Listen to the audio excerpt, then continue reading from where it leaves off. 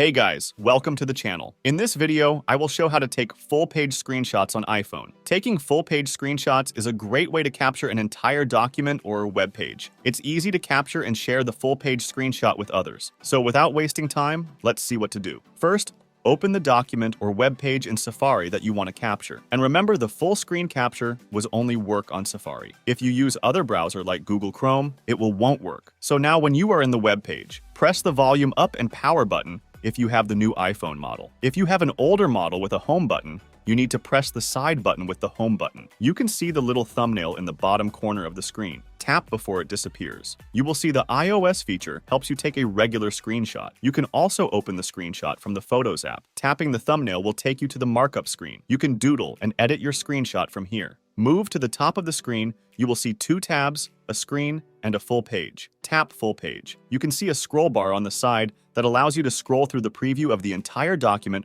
or web page. Now, tap the Done button at the top left corner and choose Save to PDF Files option. Then choose a location and tap the Save button. File will save into Files app and check whether the screenshot as PDF is saved at the location. That's it for the video, guys. If you have any other thoughts or questions, let me know in the comment section below. If you found this video useful, please remember to like, share, and subscribe.